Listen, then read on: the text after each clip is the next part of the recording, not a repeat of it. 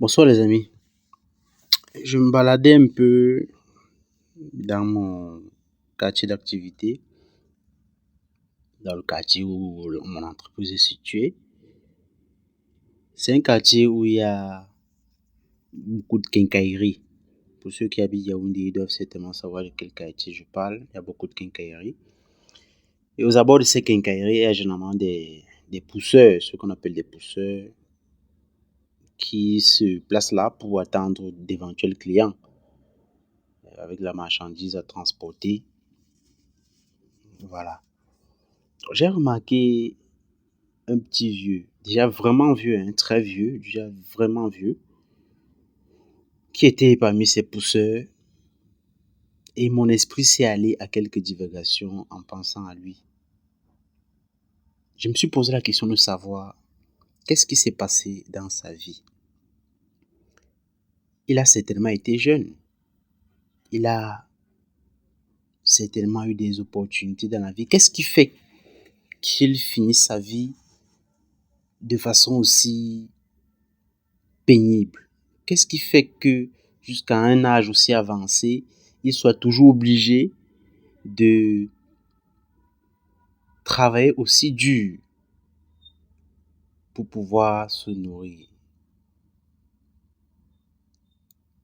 Il n'a pas d'enfant qui puisse prendre soin de lui dans son grand âge. Qu'est-ce qui s'est passé dans sa vie? Donc quand je me baladais, mon esprit divaguait ainsi en me posant des questions. J'en suis finalement arrivé moi-même à la conclusion selon laquelle, les amis, le temps nous est compté. Certainement, ce monsieur, il est possible qu'il ait eu des drames personnels. Il est tout à fait possible qu'il ait eu des drames personnels qui l'aient mené jusque-là. Il est possible qu'il ait eu une vie, qu'il ait réglé convenablement sa vie, mais qu'il ait joué d'une particulière malchance qui l'a mené jusque-là. C'est tout à fait possible. Mais ce qui est plus probable, c'est que il ait épuisé sa jeunesse dans des futilités, ne se rendant pas compte que le temps passe, ne prenant même pas le temps de faire des enfants, ne prenant même pas le temps de se marier, ne prenant pas le temps de construire une maison. Il devait être très certainement dans la jouissance permanente. Donc quand je l'ai vu, j'ai associé, je ne sais pas pourquoi, mais dans mon esprit, le rapport s'est fait directement entre lui et certains qui ont un certain mode de vie dans leur jeunesse. Les amis, la jeunesse, c'est le moment où il faut tout bâtir. Si vous ne faites rien de votre jeunesse, ne pensez pas que c'est lorsque vous serez vieux que vous pourrez faire quoi que ce soit. La jeunesse, c'est un gros capital que vous avez entre les mains. Parce que beaucoup de personnes vont se plaindre de n'avoir pas de capital pour démarrer une activité. Par capital, ils entendent le capital financier. Mais en réalité, lorsqu'on est jeune, tout est possible tout simplement parce qu'on a le plus gros des capitaux en général, le plus gros des capitaux en général, qui est la santé, qui est l'énergie, qui est la force. Donc si dans votre jeunesse, vous ne capitalisez pas sur ce capital-là, je fais de la redondance, mais si dans votre jeunesse, vous ne maximisez pas, vous ne tirez pas le meilleur parti de ce capital que constitue votre jeune âge, les amis, il est probable que vous vieillissiez misérablement, étant obligé de continuer à travailler dur alors que vous n'avez plus de force pour pouvoir, juste pour pouvoir vous nourrir. La jeunesse, c'est le moment où il faut faire des sacrifices. Beaucoup ne le comprennent pas ainsi. Ils se disent, j'ai tout le temps devant moi, je suis jeune, j'ai tout le temps, il faut que je vive ma vie d'abord, je ferai les choses sérieuses après, je serai responsable après, je me marierai après, et je fonderai une famille après. Sauf qu'après, parfois c'est trop tard. Si vous ne faites pas des sacrifices pour vous garantir votre avenir pendant que vous êtes jeune, rassurez-vous, ces sacrifices, vous les ferez étant vieux. Et les gens vous regarderont avec le même sentiment de pitié, en se posant des questions, de la même façon que moi j'ai regardé ce vieux en me posant des questions, en ayant de la pitié pour lui. C'est tellement que s'il avait au moins pris le temps de faire des enfants et de s'occuper de lui, ses enfants seraient grands, et de s'occuper d'eux, je veux dire, ses enfants seraient aujourd'hui grands et le tireraient de cette situation misérable dans laquelle il se trouve à présent. Les amis, je le redis, si vous ne faites pas les sacrifices nécessaires pour vous garantir votre avenir pendant que vous êtes jeune, ne vous gênez pas, ces sacrifices, vous allez les faire étant vieux. La vie est comme ça. Si pendant votre jeunesse, vous refusez d'habiter un simple studio comme moi, pour parler un peu, je vais faire une petite digression pour parler un peu de mon histoire. J'ai été locataire une seule fois dans ma vie. Je n'ai pas passé le temps à me balader de location en location. J'ai été locataire une seule fois dans ma vie. Et je suis parti de là pour rentrer dans mon habitation à moi. C'était un défi que je m'étais fixé. Je me suis dit, je ne vais pas être locataire, passer mon temps à descendre de location en location, non. Je loue ici, mais ensuite, le prochain endroit, dès que je déménage d'ici, le prochain endroit où j'irai, ce sera le chez moi. Et pour ça, j'ai dû faire des sacrifices. Pendant que mes collègues, j'étais jeune cadre de banque, juriste d'entreprise, pendant que mes collègues s'achetaient des voitures, louaient des apparts dans les 80 000 par mois, voire 100 000, moi, j'ai pris une chambre.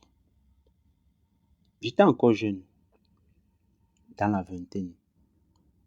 Je ne voyais pas sans enfant, je ne voyais pas pour quelle raison je vais louer un appart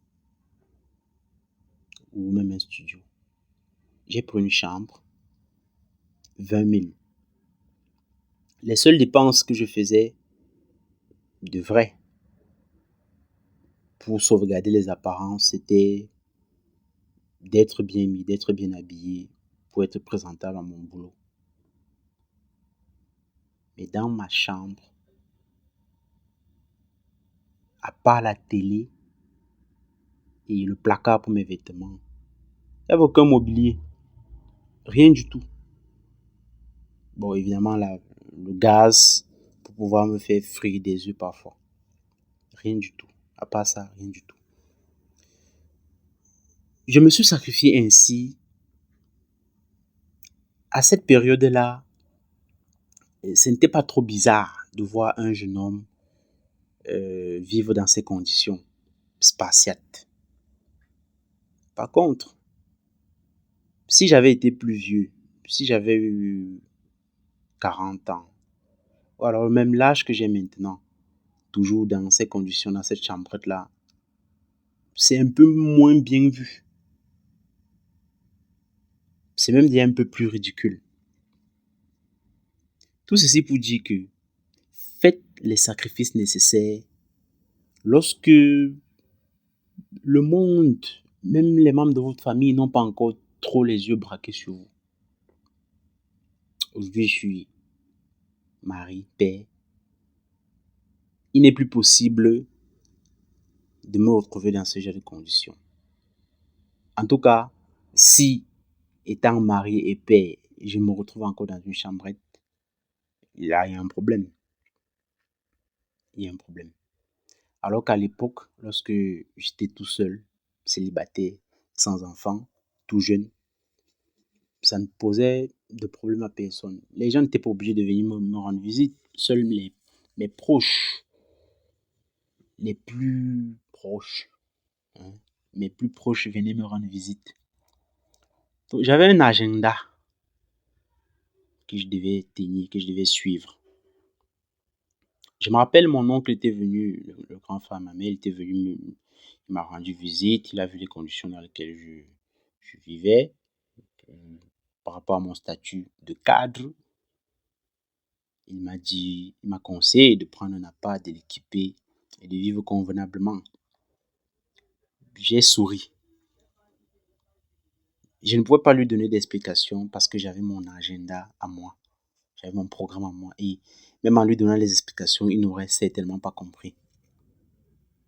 J'étais en train de faire les sacrifices qu'il faut pour pouvoir bénéficier des fruits plus tard.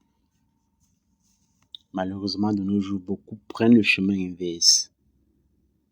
Ils préfèrent jouir d'abord, immédiatement, et crever par la suite.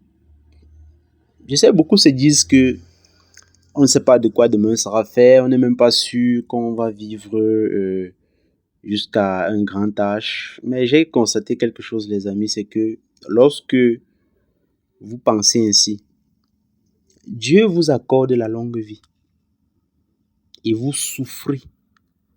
En fait, vous récoltez les résultats de votre attitude pendant votre jeunesse. La jeunesse, c'est le moment où on bâtit sa vie. La jeunesse, c'est le moment où on organise sa vie. La jeunesse, c'est le moment où on trouve sa femme, la femme de sa vie, c'est la femme avec qui on vieillit. La jeunesse, c'est pas le moment où il faut se balader de femme en femme, où il faut boire tout un bar. Non. Cette énergie-là, gardez-la pour autre chose, les amis. Et ne finissez pas votre vie misérablement parce que vous avez voulu faire les beaux étant jeune. Personne ne vous demande de vivre misérablement alors que vous êtes jeune, vous gagnez un salaire. Vivez normalement, mais pensez à demain. Pensez à demain. Parce que demain risque d'être plus difficile qu'aujourd'hui si vous n'y prenez garde. Pensez à demain, les amis. Si vous ne faites pas attention, vous finirez votre vie misérablement. Et vous serez ridicule. Parce que ce qu'on peut tolérer à une jeune personne en termes de manquement, on ne peut pas tolérer ces mêmes choses à une personne d'âge mûr. Je vous ai pris mon exemple tout à l'heure. À mon âge, il était encore concevable dans l'esprit des gens de trouver un jeune homme vivre dans ces conditions spartiates. Mais il n'est plus concevable pour un adulte de vivre dans ces mêmes conditions. La société ne vous le pardonnera tout simplement pas. Ce sera mal vu. Donc faites les sacrifices nécessaires pendant qu'il est encore temps. Et vivez dignement quand le moment viendra. Qu'est-ce que vous préférez, les amis? Vivre 100 à l'heure, là, tout de suite, comme tout le monde, ou alors vivre dignement. Faire les sacrifices nécessaires pour vivre dignement dans quelques années. Dites-nous Quel est votre choix dans les commentaires? Allez, ciao les amis.